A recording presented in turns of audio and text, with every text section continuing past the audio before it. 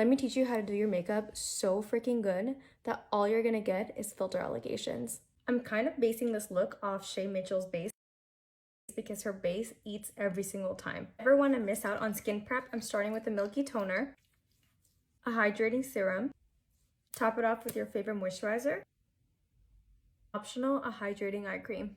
If you have dry skin, you want to use something like this that's going to hydrate your skin and give it a glow. If you have more oily skin, you're going to use something like this that's going to go and mattify your skin. I have dry skin, so I'm going to use this. You're going to want to add a gripping primer wherever you really need it. For me, it's around my nose because allergy seasons and my makeup always tends to rub off. Spot conceal areas where you have acne or scars that you just want covered up. I'm using the NARS Pot Concealer. Apply a color corrector wherever you deem necessary. For me, it's my under eyes and around my mouth. We're gonna let that dry for a little bit. We're gonna blend it out and we're gonna use tapping motions to really keep the coverage in that area and not to move it around too much. Skin should start looking pretty even at this point, and we just got started. Your favorite foundation. This is my ride or die. I wore her on my wedding day and I've been married for almost 2 years and she's still my go-to foundation. I absolutely love her. I'm using the House Labs in the color 330 Medium Cool Olive. This color match on me is actually insane. Like, it's literally my skin color. Never forget the ears and never forget your neck. At this point, you should look pretty much one-dimensional, so we're gonna add some color. Wherever you think you're gonna apply your contour, you wanna actually apply just above it. Why? Because when you're gonna blend it out, it's automatically gonna get dragged down. So the higher, the better. Around my forehead and a little bit around my nose.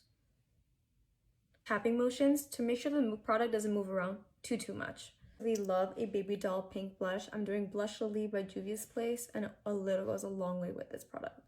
And a little bit on the nose. And you're gonna wanna blend upwards. You're trying to go for new pollen and ice cream vibes, you know? For brightening concealer under your eyes, I'm using L'Oreal in N5. Now that your concealer is blended, go back in with that blush brush and with whatever products left on your brush, you just wanna make sure there's a seamless blend between the two.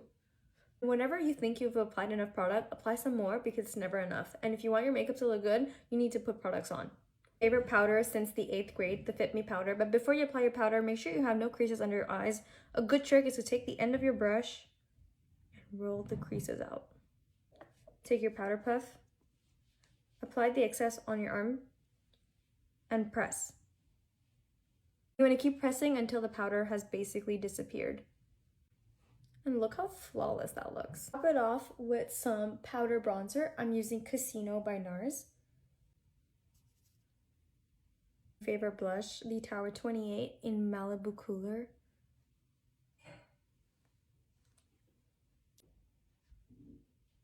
I finished off my eyes off camera.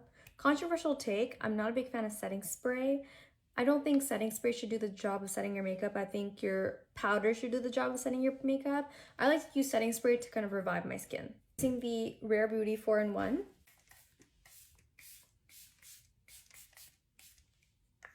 My favorite lip liner, Makeup Forever lip liner in Limitless Brown. I'm using my favorite blush, one of my favorite blushes.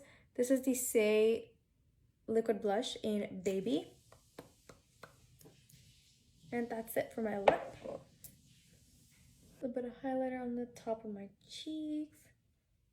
I'm using Makeup Forever. Ooh. And we're done. This makeup look is just really good for events, parties, if you're bridesmaids, going to prom. It's gonna last and it's gonna look good. I hope you enjoyed.